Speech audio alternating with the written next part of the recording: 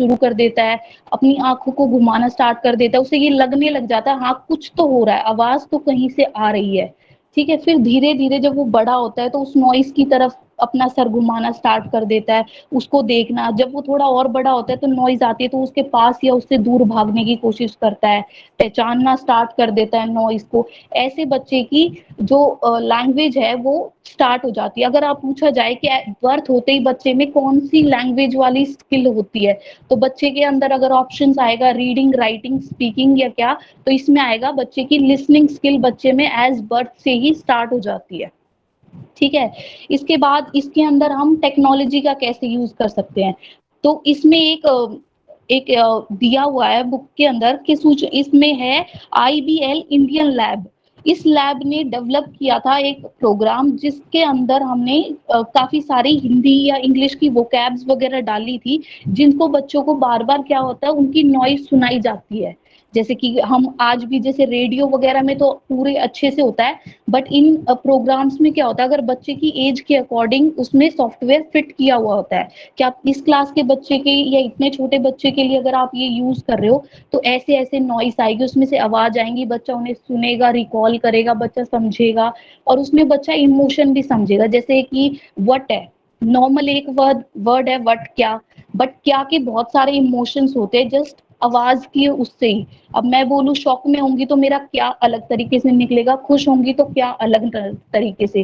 तो इस सॉफ्टवेयर में हर वर्ड को इमोशन के साथ कनेक्ट करके और डिफरेंशिएट करके अच्छे से, तो लिसनिंग स्किल में ये आईबीएम इंडियन लैब का प्रोग्राम है जो यूज किया जाता है, जिससे बच्चों की लैंग्वेज लिसनिंग स्किल डेवलप करी जाती है। सेकेंड स्किल आता है स्पीकिंग स्किल। स्पीकिंग स्किल में सबको पता है बच्चा हमेशा कॉपी करता है, पहले जस्ट वो देखता है, उसको पता चल जाता है कि हाँ नॉइज क्या आ रही है, मुंह से आ रही है, सबसे पहले वो ये चीज समझ जाता है। ठीक है, और फिर वो समझ जाता है चीजों की भी आवाज आती है। उसके बाद क्या करता है, जब वो सुनता रहता है तो फिर वो उन्हें बोलता है। और वो कैसे बोलता है, लिप रीडिंग। बच्चा होठों को पढ़ना स्टार्ट कर देता है। सबसे पहले वो म और प वर्ड इसीलिए बोलता है क्योंकि दोनों वर्ड्स जो है म और प, इसमें लिप्स की मूवमेंट बहुत ज्यादा होती है, तो बच्चा इनको ज्यादा देखता है अपने एनवायरनमेंट में, तो इनको कॉपी करके वो ये वर्ड्स ही सबसे पहले बच्चा बोलता है।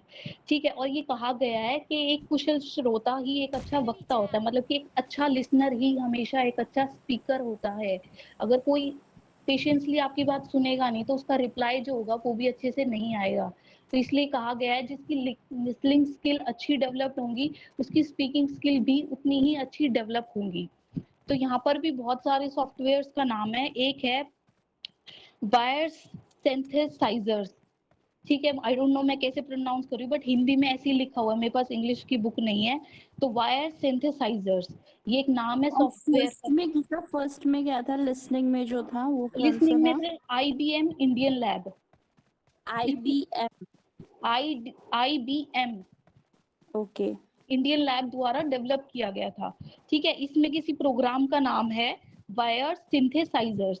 ठीक है, इसमें क्या करा गया है कि सॉफ्टवेयर में ना शब्दों और अक्षरों की मतलब कि विभक्त किया गया, मतलब पूरे शब्द को बनाने से पहले पहले एक एक अक्षर तोड़ तोड़ के दिखाया गया है, फिर उनको कंबाइन करके लाया गया है। जैसे बस बस तो पहले ब को अलग साउंड के हिसाब से दिखाया है, फिर उन्हें जैसे हिंदी वाले बच्चों को पता होगा संधि विच्छेद, तो उस तरीके से बच्चों को ज्वाइन करके चीजें के एक वर्ड की नॉइज हमारे मुंह से ऐसी निकल रही है तो इसका कारण क्या है। जैसे नुक्ता होते कहीं पे हलंत लगा हुआ, उनकी साउंड्स कैसे आएंगी, क्या आएंगी।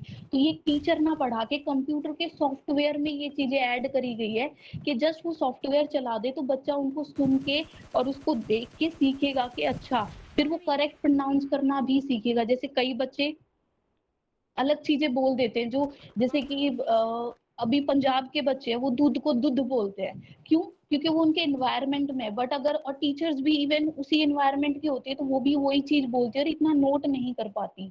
बट अगर किसी सॉफ्टवेयर से वो सीखेगा तो उसको वो चीज करेक्ट जो यूनिवर्सल फैक्ट मानी गई है वो उस हिसाब से सीखेगा और वो बिल्कुल करेक्ट लैंग्वेज होगी। तो इसलिए ये यूजफुल मेथड है। तो टेक्नोलॉजी से स्पीकिंग स्किल भी डेवलप करी जाती है। उसके बाद आता है रीडिंग स्किल। रीडिंग में टेक्नोलॉजी ज्यादा कुछ नहीं कर सकता, क्योंकि रीडिंग में जस्ट स्क्रीन पे आपको दिखा सकते हैं। वो बच्चे की अगर लिसनिंग और स्पीकिंग स्किल अच्छी हो जाएगी तो धीरे धीरे उनको जब स्पीकिंग अच्छी होती जाएगी तो रीडिंग भी करना सीख जाएगा वर्ड्स को, क्योंकि उसने लिसनिंग मतलब कि वर्ड्स को बनाना सीख लिया लिसनिंग के साथ ही, जो उसने वर्ड्स को तोड़ तोड़ के सीखा था। तो रीडिंग बच्चा खुद उसके हिसाब से कर देगा। फोर्थ स्टेप आता है कि राइटिंग स्किल। राइटिंग स्किल बच्चा स्कूल में आकर ही सीखता है, उससे पहले नहीं। वो अलग बात है कि आज सिखा देते हैं,